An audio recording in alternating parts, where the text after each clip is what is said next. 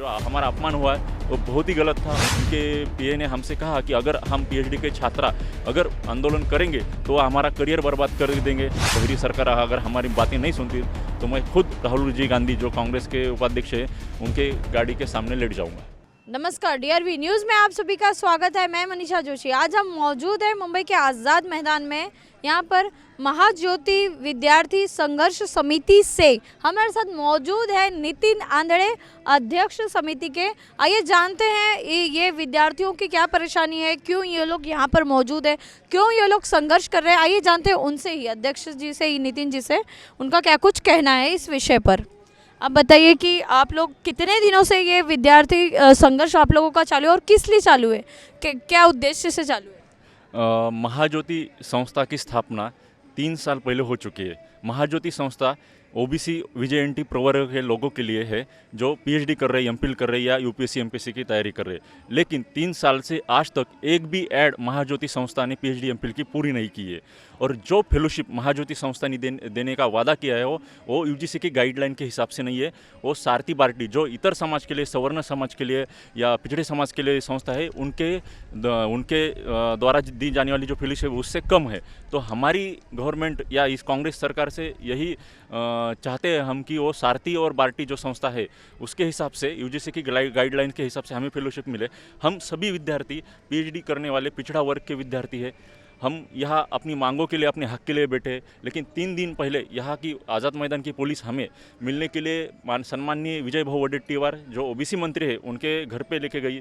तो वहाँ जो हमें अपमानास्पद वागणूक उनसे मिली, जो हमारा अपमान हुआ है वो बहुत ही गलत था। उनके पीए जो हाँ वो अपमान किया, गाली गलौज हुई उनके पीए की तरफ से। उनके पीए ने हमसे कहा कि अगर हम पीएचडी के छात्रा अगर आंदोलन करेंगे तो हमारा करियर बर्बाद कर देंगे।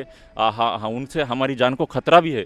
तो इस तरह से उन्होंने जो हमारे साथ दुर्व्यवहार किया वो गलत है। मतलब शाहू फुले अम्बेडकर का वो नाम लेकर या सेकुलरिज्म का चोला पहनकर खुद कांग्रेस सरकार ही पिछड़ा वर्ग के साथ या विजेएनटी जो घुमंतु जनजाति के विद्यार्थी है उनके साथ अगर अन्याय कर रही है, ये कहीं ना कहीं गलत है। आप रोहित वेमुला की बात कीजिए। अगर रोहित वेमुला जो हमारा ही एक सहयोगी था, पीएचडी का छात्र था, उसके साथ जो हुआ आज वही ये महाराष्ट्र की कांग्रेस सरकार, ये महाविकास आघाड़ी सरकार हमारे साथ कर रही है।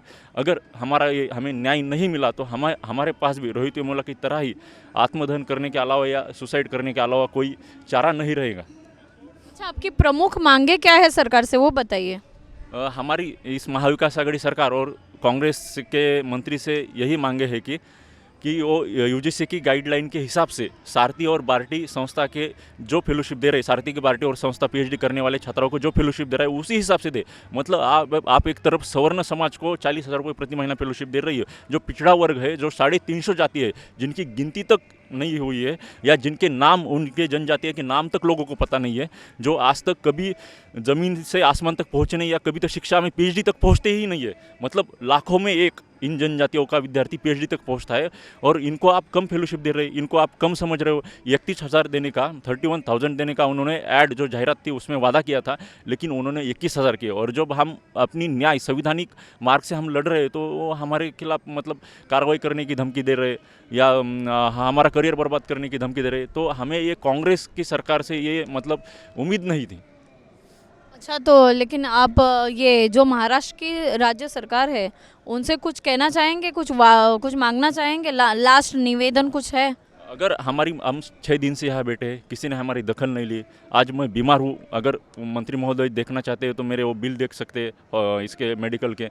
अगर हमारी मांगे नहीं पूरी हुई तो हम महाराष्ट्र की कांग्रेस के प्रदेश अध्यक्ष नाना पटोले जी, महाराष्ट्र के मुख्यमंत्री सम्माननीय उद्धव ठाकरे साहब, इनके घर के सामने आंदोलन करने के लिए बैठेंगे। और तभी भी न्याय नहीं मिला तो दिल्ली में जंतर मंतर में बैठेंगे। और अगर तभी भी ये सरकार हमारी बहरी सरकार अगर हमारी बातें नहीं सुनती तो मैं खुद राहुल जी गांधी जो कांग्रेस के उपाध्यक्ष हैं उनके गाड़ी के सामने लेट जाऊंगा। तो सुना आपने महाज्योति विद्यार्थी संघर्ष समिति के अध्यक्ष नितिन जी का क्या कुछ कहना था इस विषय पर, इस विद्यार्थियों की प्रॉब्लम्स को लेकर के। अगर सरकार ने इनकी मांगे नहीं सुनी तो ये कहाँ तक जाएंगे, आपने खुद ही सुना है। कैमरामैन हर्षद कामले के साथ मैं मनीषा जोशी, डीआरवी न्यूज़ मुंबई।